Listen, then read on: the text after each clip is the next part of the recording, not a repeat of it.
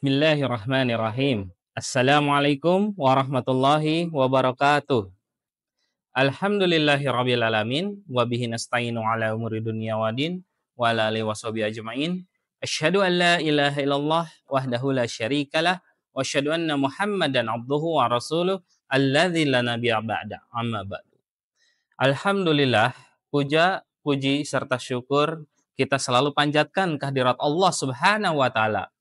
Karena dengan nikmatnya lah, karena dengan ridhonya lah, kita masih diberikan jatah usia yang sejatinya jatah usia ini harusnya kita gunakan maksimal untuk beribadah kepadanya. Salawat serta salam semoga tercurah kepada junjungan Nabi kita, Nabi besar Muhammad Sallallahu Alaihi Wasallam yang Masya Allah sisa usia beliau 23 tahun diwakafkan untuk membuat manusia yang awalnya dalam keadaan gelap menjadi terang benderang. Masya Allah.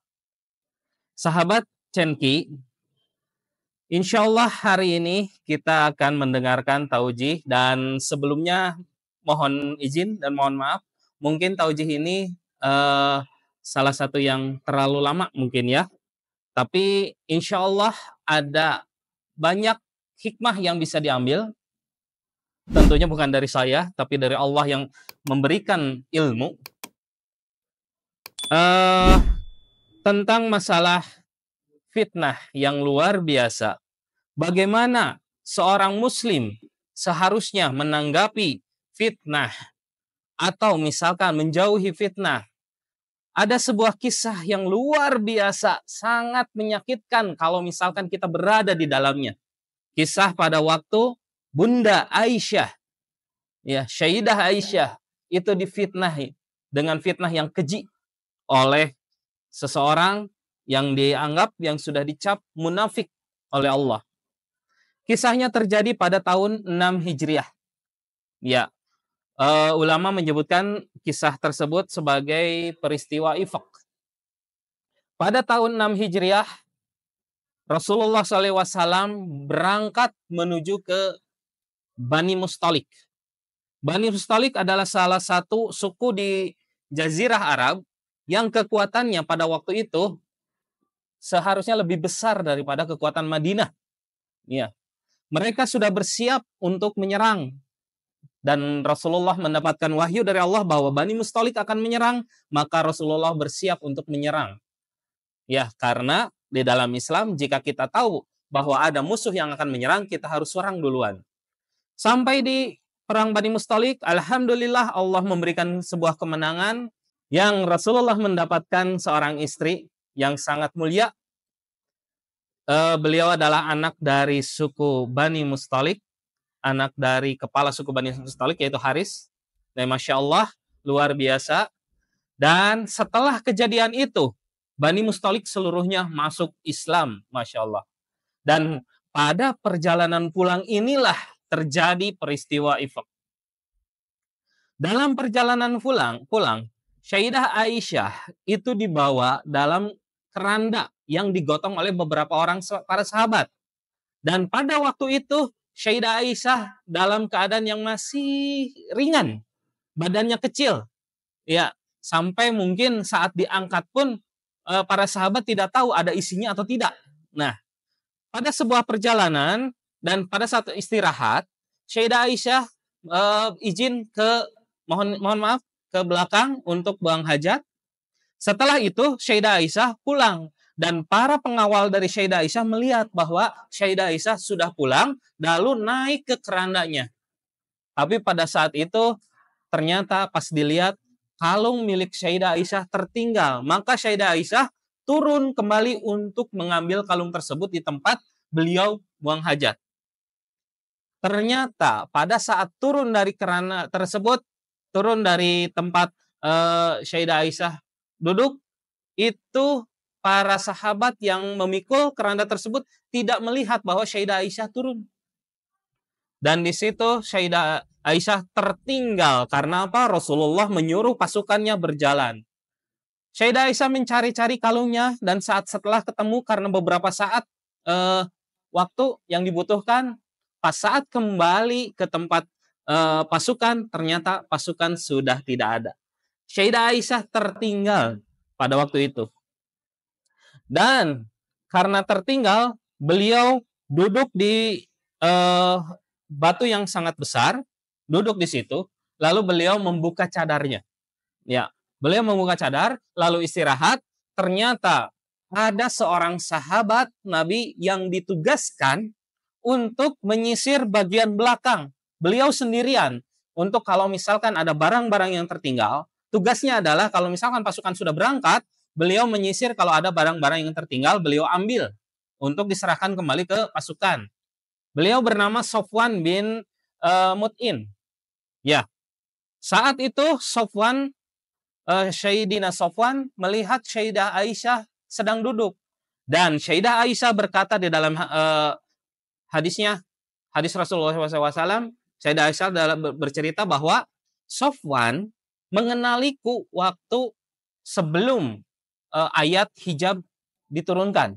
Jadi saat beliau membuka cadar, tahu bahwa itu Sayyidah Aisyah. Sofwan langsung berkata, innalillahi wa inna ilaihi raji'un. Tanpa berkata apa-apa lagi, Sofwan mendekatkan untanya ke pohon terdekat dari Sayyidah Aisyah. Lalu unta tersebut diikat, didudukan, dan Sofwan, Sayyidina Sofwan, itu berjalan menjauhi Sayyidah Aisyah. Membelakangi, memunggungi. Khawatir kalau misalkan naik, itu terlihat auratnya. Dan Sayyidah Aisyah tahu itu adalah sebuah isyarat untuk silahkan naik. Tapi tanpa ada kalimat sedikit pun. Perlu dicatat itu ya. Tanpa kalimat sedikit pun. Tanpa ada kata-kata pun. Dan di dalam hadis yang lengkapnya, Sayyidah Aisyah mengatakan, saya sedalam perjalanan bersama Sofwan, tidak ada sedikit pun kata dari Sofwan tergulir ke saya, dan tidak ada sedikit pun kalimat dari saya kepada Sofwan. Bahkan berterima kasih pun tidak ada. Bertanya kenapa pun tidak ada. Ya, tidak seperti contoh-contoh zaman sekarang gitu ya. Kalau misalkan ketemu dengan yang subhanallah, misalkan yang bukan mahram karena sendirian, paling nanya langsung seorang laki-laki, "Neng, ke mana?" Nah, ternyata Sayyidah Aisyah dan Sayyidina Sofwan tidak banyak bicara, bahkan tidak berbicara sama sekali. Tidak ada komunikasi sama sekali. Berjalanlah Sayyidina Sofwan membawa tali kekangan unta, dan Sayyidah Aisyah ada di atas unta. Di sisi lain, pada pasukan yang sudah berjalan, ternyata ada sebuah kejadian. Kita kesampingkan dulu Sayyidah Aisyahnya, kita menuju kepada pasukan. Di tempat peristirahatan setelah berjalan agak jauh, ternyata ada sebuah kejadian. Budaknya Umar bin Khattab bernama Jahja itu disuruh untuk mengambil air di sungai. Dan ada seorang budak lagi dari kaum Ansor sama mengambil air di sungai. Saat di sungai tersebut terjadi perselisihan yang tidak disengaja. Mereka cekcok. Dan akhirnya budaknya Umar bin Khattab, yaitu Jahja, langsung mengeluarkan pedang dan mengatakan, "Hai muhajirin, tolong aku." Yang tadi budak Ansor mengatakan kebingungan, langsung membuka pedangnya, menghunuskan pedangnya juga, lalu berteriak, "Hai Ansor, tolong aku." Di sini orang muhajirin di belakang budaknya Umar bin Khattab, dan orang Ansor di belakangnya budak yang Ansor tadi. Ya, Masya Allah, luar biasa. Mereka hampir berperang. Dan tiba-tiba ada seorang yang melaporkan kepada Rasulullah, "Wahai Rasulullah, ada kejadian di sungai, terjadi seperti ini dan itu." Rasulullah langsung berlari mendekati mereka. Dan Rasulullah dengan muka yang merah padam mengatakan, "Masih adakah kalimat jahiliyah di sini sedangkan aku sudah berdiri di sini?" Mereka lupa. Rasulullah sudah menyatukan. Dan di situ saat teriakan Rasulullah seperti itu, mereka baru ngeh. Mereka semua beristighfar. Lalu mereka saling berpelukan meminta maaf. Rasulullah kembali, dan setelah itu, tapi masalahnya, sahabat Cenki, di situ ternyata ada orang munafik. Orang munafik langsung memakan kalimat-kalimat kejadian-kejadian seperti itu, lalu mereka berkumpul, lalu memanas-manasi. Kalimatnya luar biasa. Tokoh dari kaum munafik itu adalah Abdullah bin Ubay bin Abi Salul. Dia dari kaum Aus, dari suku Aus, dari Ansor. Lalu di dalam kemahnya, dia berkata kepada teman-temannya, mereka sudah melakukan ini ternyata. Kalianlah yang salah telah menerima muhajirin datang ke Madinah, lalu mereka sekarang sudah sombong, ingin melawan kita. Kalau kita sudah sampai di Madinah, kita akan usir para orang-orang lemah tersebut. Wah, sudah siap dipanas-panasi dan beberapa orang sudah siap-siap. Kalau kalimatnya muhajirin berarti Rasulullah pun termasuk di dalamnya. Ya, Abdullah sudah siap untuk mengusir Rasulullah. Di situ isunya dipanaskan. Rasulullah ternyata mendengar dari sahabat lain yang mendengar orasi-orasi dari Abdullah. Rasulullah mengatakan, baiklah kalau begitu. Semuanya berangkat. Dari situ Rasulullah mengambil keputusan istirahatnya hanya malam saja dan itu pun tengah malam. Pasukan berjalan tanpa berhenti pada tengah malam dan di situ kalau misalkan sudah capek berarti langsung tidur tengah malam. Dan makan pun di atas kendaraan. Untuk apa? Untuk meredam fitnah. Di situ ternyata Rasulullah menjalankan pasukannya karena supaya tidak terjadi adu domba dari Abdullah bin Ubay. Masalahnya ternyata Abdullah bin Ubay bin Abi Salul memiliki seorang anak yang benar-benar seorang muslim sejati. Beliau bernama Abdullah juga. Abdullah bin Abdul bin Abi Salul. Beliau bertanya, mendekati kepada Rasulullah, wahai Rasulullah, kenapa jalannya cepat? Rasulullah mengatakan, apa kau tidak mendengar apa yang ayahmu katakan? Memangnya apa? Aku tidak mendengarnya. Dikatakanlah seperti ini, seperti itu kepada Abdullah sang anak. Lalu Abdullah sang anak mengatakan, ya Rasulullah, izinkan aku yang menghukum mati ayahku. Jangan sampai orang lain. Karena aku tahu kalau orang lain yang memenggalnya, aku khawatir, aku dendam. Jadi lebih baik aku saja yang memenggalnya. Tapi Rasulullah mengatakan, tidak perlu wahai Abdullah, jangan biarkan orang lain mengatakan Muhammad membunuh sahabatnya. Di situ Abdullah bin Ubay bin Abi Salul berhenti. Lalu karena saking sayangnya beliau terhadap ayahnya, saking sayangnya beliau terhadap Rasulullah, maka beliau mengambil sebuah keputusan yang luar biasa hebat. Seorang anak yang sebetulnya ini bukan kategori durhaka. Abdullah sang anak berjalan ke depan lalu menghunuskan pedang ke bawah yang artinya menunggu musuh. Sahabat-sahabat yang lainnya lewat.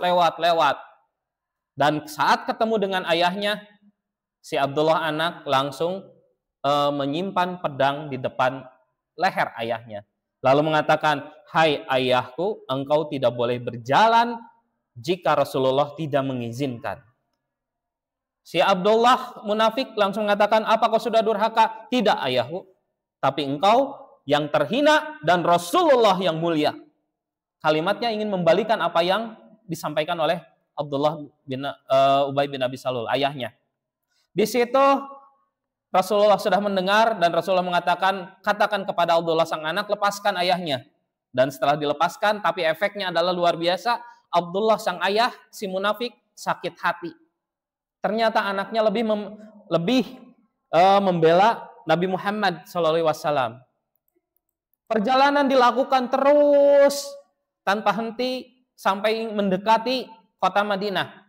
Setelah beberapa kilo sampai menuju kota Madinah, pasukan istirahat. Disinilah terjadi setelah perjalanan 3 hari Sayyidah Aisyah tertinggal. Terlihatlah Sayyidah Aisyah dibawa oleh Safwan. Di situ terlihat lalu Sayyidah Aisyah turun dari untanya tanpa berkata apapun, masuk ke dalam kerandanya lagi.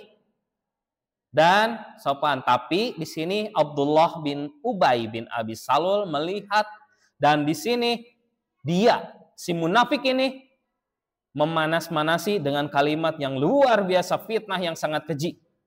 Dia mengatakan, kalau seorang perempuan dan laki-laki berjalan berdua saja, maka si munafik menunjuk Sayyidah Aisyah tidak akan selamat dari dia, dan dia tidak akan selamat dari dia. Artinya, dalam bahasa yang lain, mereka sudah berzina. Isu ini menyebar luas. Menyebar luas, sangat luas, sampai satu Madinah tahu. Karena apa? Ya seperti biasa, tren ada berita-berita negatif, itu selalu dimakan kebanyakan orang. Langsung tiba-tiba dimakan. Dan fitnah tersebar sampai seluruh Madinah tahu bahwa beritanya adalah Sayyidah Aisyah berzinah dengan Safwan. Yang tidak tahu berita tersebut hanyalah Sayyidah Aisyah. Ya, yang tertuduh malah yang tidak tahu, tapi satu Madinah tahu cerita ini. Ya. Setelah kejadian ini, setelah beberapa hari dari kejadian ini, Rasulullah agak berbeda dengan Sayyidah Aisyah, dan Sayyidah Aisyah tidak tahu kenapa. Saat ditanya, biasanya Rasulullah menjawab dengan ceria, karena Sayyidah Aisyah termasuk istri Rasulullah yang masih muda dan bahkan dimanja seperti anak kecil oleh Rasulullah. Tapi saat mencoba memanja, tapi Rasulullah tidak menanggapi. Sayyidah Aisyah bingung. Ya sudah. Lalu Sayyidah Aisyah meminta izin setelah beberapa hari, ya Rasulullah, dengan senyum biasa, kalau engkau tidak punya hajat denganku, izinkan aku pulang ke rumah ayahku. Pengen pulang ke rumah Abu Bakar. Rasulullah mengatakan, baiklah, aku antar. Rasulullah mengantar Sayyidah Aisyah ke rumah Abu Bakar.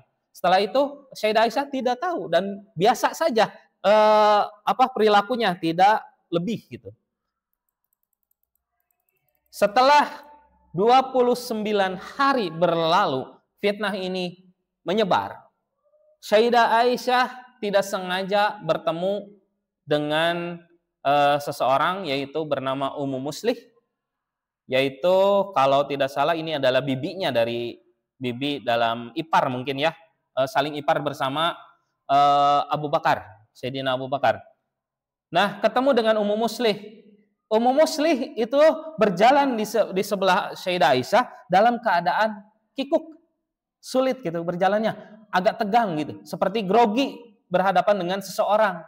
Sayyidah Aisyah melihat tersenyum, "Hei Ummu Muslih, santai saja." Gitu, biasa saja seperti kita berjalan seperti biasanya. Ya, baiklah. Tidak sengaja Ummu Muslih tersandung oleh pakaiannya sendiri, lalu jatuh dan berteriak, "Celakalah Muslih." Sayyidah Aisyah kaget. Lalu Sayyidah Aisyah membangunkan Ummu Muslih, lalu mengatakan kepada Ummu Muslih, "Hai ibu, tolong jangan hina sahabat Rasulullah. Muslih itu seorang sahabat luar biasa, ahli surga yang datang ke Badar. Jangan engkau hina anakmu sendiri." Di situ Ummu Muslih lebih kaget lagi. Lah, kok kenapa Sayyidah Aisyah tidak dalam keadaan marah? "Hai Aisyah, apa kau tidak tahu apa yang dilakukan oleh Muslih?" Ternyata Muslih bin Abi Muslih adalah seorang muslim ahli Badar dan ahli surga sebetulnya, tapi yang paling termakan oleh isu dan yang paling banyak menyebarkan isu tersebut. Fitnah keji itu disebarkan salah satunya oleh Muslih. Di situ Ummu Muslih menceritakan bahwa anaknya telah menyebarkan fitnah yang keji terhadapmu. Di situ Sayyidah Aisyah, fitnah seperti apa?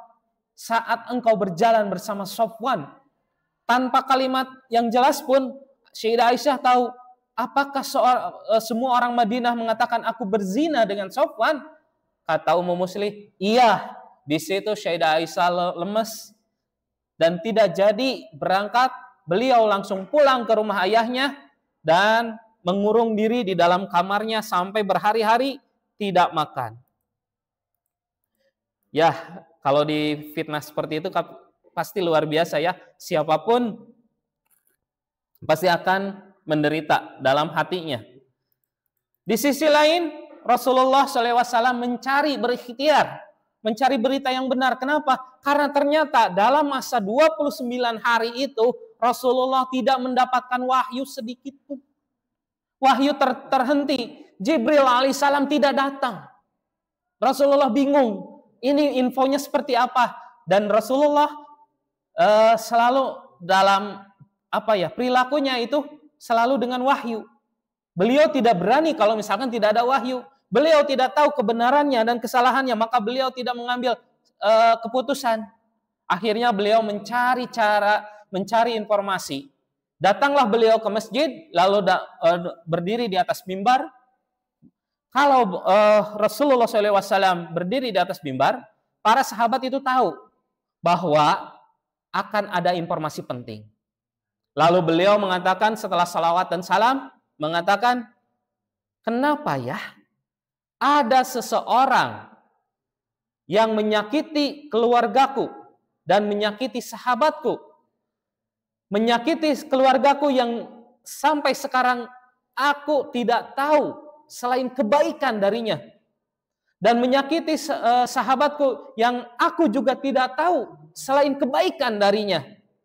Di sini ditangkap oleh orang Ansor, salah satunya dari seseorang yang dari kaum Khadraj, lalu berdiri, aku tahu apa yang engkau sampaikan ya Rasulullah, dan aku tahu siapa pelakunya. Izinkan aku menebasnya ya Rasulullah. Dan di situ tiba-tiba muncul yang lain. Engkau tidak menunjuk yang berdiri, engkau tidak berkata seperti itu karena engkau tahu sebetulnya yang menyebarkan informasinya adalah dari kaum kami Aus. Tiba-tiba muncul lagi, hei engkau, kalau kau membelanya kau juga sama munafik. Muncul lagi seorang sampai di dalam masjid itu terus-terusan perang mulut. Rasulullah di situ melihat di sini tidak ada solusi. Maka Rasulullah mengatakan, berhenti, jangan diteruskan. Lalu semuanya berhenti dan Rasulullah akhirnya mencari orang yang paling bijaksana di antara para sahabat. Rasulullah mendekati Zaid bin Harisah, mengumpulkan Zaid bin Harisah dan Ali bin Abi Thalib, yang dianggap oleh Rasulullah seorang yang bijaksana. Rasulullah bertanya kepada Zaid, wahai Zaid, bagaimana pendapatmu ini? Kata Zaid mengatakan, wahai Rasulullah, kalau benar terjadi seperti itu, engkau tidak punya kewajiban untuk melindungi Sayyidah Aisyah. Seperti itu kata Zaid. Tapi Sayyidina Ali mengatakan kalimat yang berbeda. Wahai Rasulullah, bagaimana kalau kita tanyakan kepada pembantunya yang paling dekat dengan Sayyidah Aisyah? Dan akhirnya didatangkanlah Barirah, pembantunya Sayyidah Aisyah, ditanya kepada Barirah, hai Barirah, apa pendapatmu tentang ini? Barirah mengatakan, ya Rasulullah, aku tidak tahu apapun kesalahan dari Sayyidah Aisyah selain satu saja. Tidak ada kesalahan lain, hanya satu kesalahannya. Beliau dititipi oleh aku adonan roti dan beliau lalai. Hanya itu, yang lainnya tidak salah. Jadi tidak mungkin beliau Sayyidah Aisyah itu berzina. Tapi tetap Rasulullah ini merasa tidak ada jawaban. Maka Rasulullah dengan ikhtiar terakhir mendatangi langsung Sayyidah Aisyah di rumah Abu Bakar As-Siddiq. Lalu bertanya kepada Sayyidah Aisyah dengan kalimat yang santun. Wahai Aisyah, jika benar engkau melakukannya, ketahuilah bahwa Allah Maha Pengampun, maka bertaubatlah. Dan jika engkau tidak melakukannya, maka percayalah Allah yang akan membebaskanmu. Sayyidah Aisyah di situ ternyata hanya mendengar kalimat yang pertama saja. Ya sahabat ini, hanya mendengar kalimat pertama saja. Beliau yang lemas, yang sudah tidak makan beberapa hari, berdiri dengan ada tenaga. Ya Rasulullah, engkau juga percaya dengan isu ini?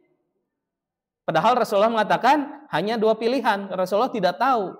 Tapi Sayyidah Aisyah langsung terperanjat. Wahai ayah, tolong katakan kepada Rasulullah bahwa aku tidak melakukannya. Tapi Abu Bakar As-Siddiq mengatakan, hai Aisyah, aku tidak tahu apa yang harus aku katakan kepada Rasulullah. Aku tidak tahu beritanya.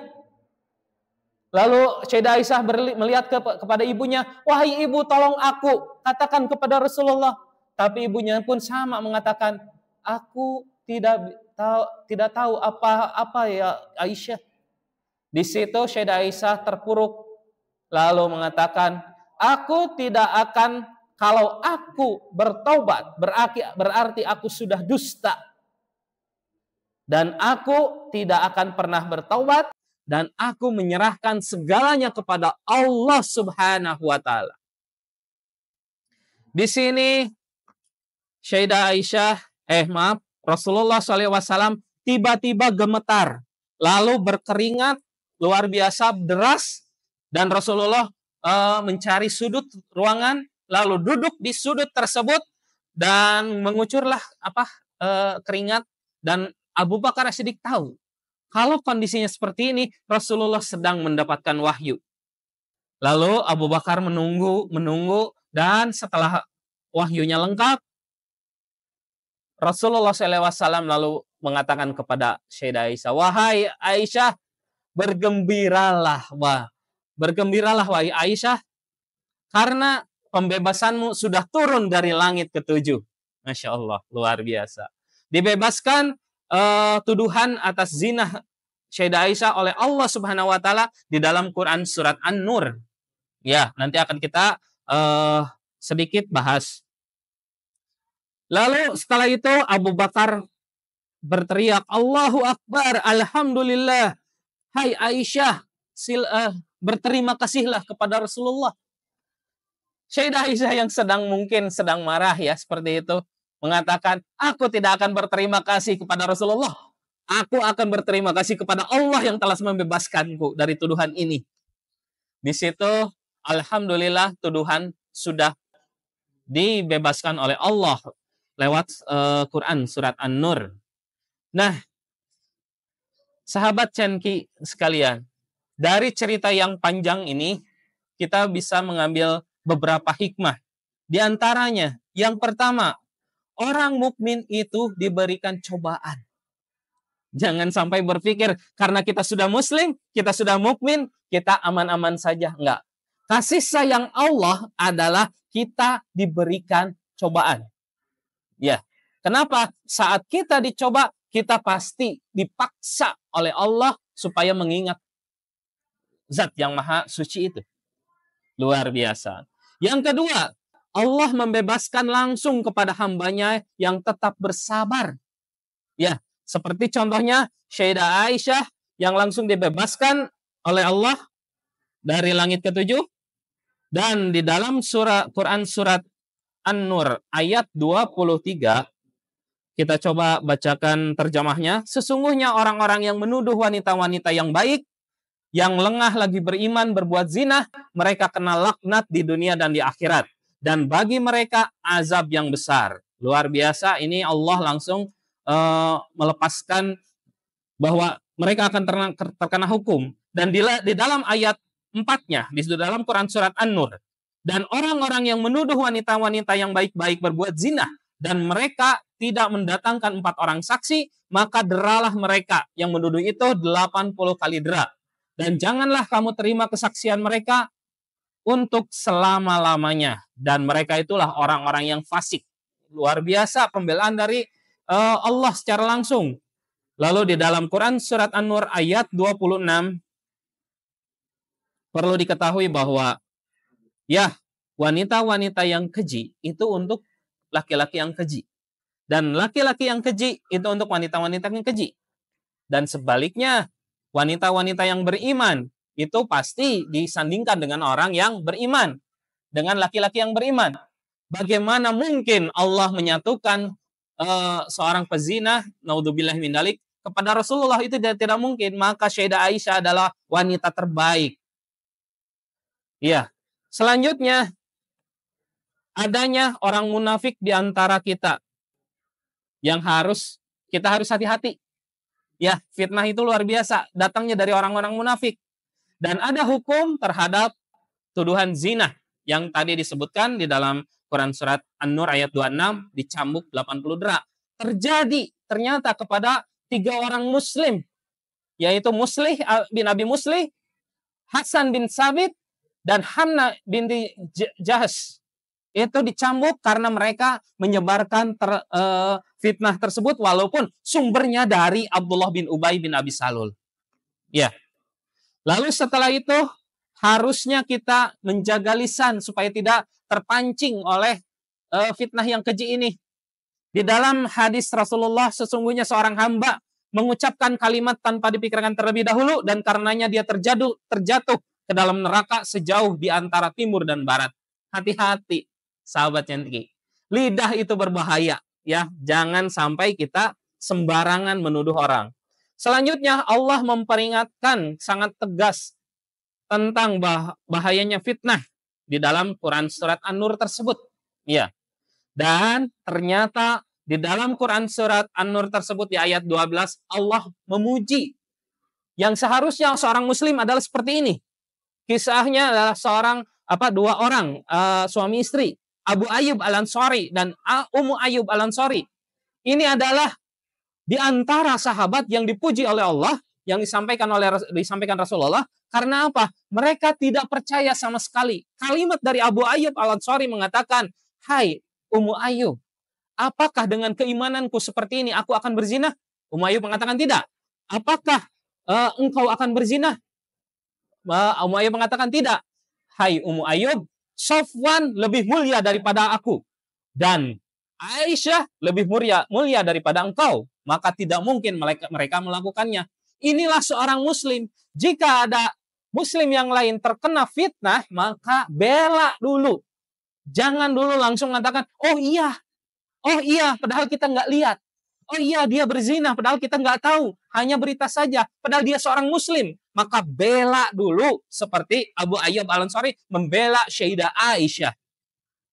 Dan terakhir, hikmah yang terakhir, bijaknya seorang ayah terhadap anak yang sudah menikah.